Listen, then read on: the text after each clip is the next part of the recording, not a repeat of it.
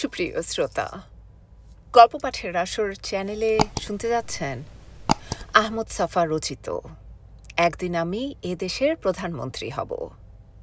লেখাটি ১৯৯৩ সালে সাপ্তাহিক পূর্ণিমার বিশেষ সংখ্যায় প্রকাশিত হয়েছিল। স্পিনজো নেপোলিয়ন সম্পর্কে মন্তব্য করতে গিয়ে বলেছিলেন, আসলে তিনি ছিলেন বোকা, তাই তিনি উন্মাদের মতো এমন রাজ্য সাম্রাজ্যের ভাঙা গড়ার খেলায় সমগ্র জীবন ব্যয় করেছিলেন। তার মাথায় যদি ঘিলু থাকত, তিনি বাস করতেন চিলেকোঠায় এবং লিখতেন রুশোর মতো ৩খানা বই। আমি বই লিখি, কিন্তু রুশোর মতো লিখি এমন কথা কেমন করে বলবো? ওই রকম মানুষ ২০০ বছরে যদি একজন জন্মগ্রহণ করে তাহলেই যথেষ্ট। প্রধানমন্ত্রী নয়, কোনো ধরনের শাসক হওয়ার স্বপ্ন যদি মাথায় আসে, ধরে নিতে হবে আমার অধপতন ঘটেছে।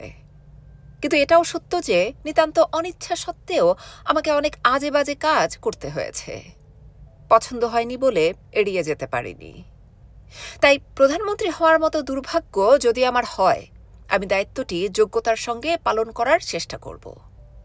যে সমস্ত মানুষ প্রধানমন্ত্রী হয়েছেন, তাদের চাইতে কোনো অংশে আমার কম যোগ্যতা আছে কেটে ফেললেও মেনে নিতে পারবো না।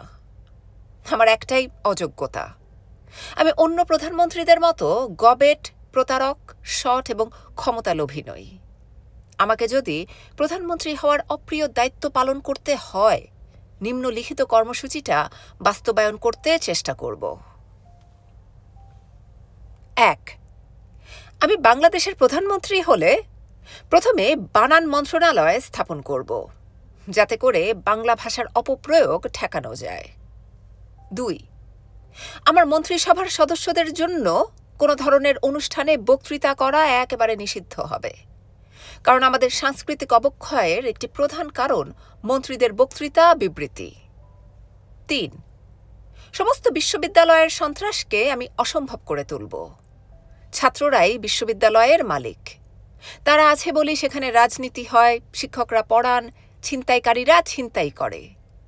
ছাত্রদেরকে আমি অনুপ্রাণিত করব তাদের অধিকার সম্পর্কে, এবং তাতে করেই সন্ত্রাস আপনা আপনি বন্ধ হবে। ৪. আমি জনসংখ্যা নিয়ন্ত্রণের জন্য ইউনিয়ন কাউন্সিল সদস্যদের নির্দেশ দেব, ৩ বছরের মধ্যে তাদের এলাকায় একজন মানুষ বাড়লে তারা নির্বাচনে দাঁড়াতে পারবে না। এ ব্যাপারে আলেম ও মাওলানা সাহেবদের সাহায্য নেয়ার জন্য তাদের নির্দেশ দেব। ৫. আমি আমার পার্টির প্রধান কার্যালয় গ্রামে নিয়ে যাব, কারণ ঢাকায় কার্যালয়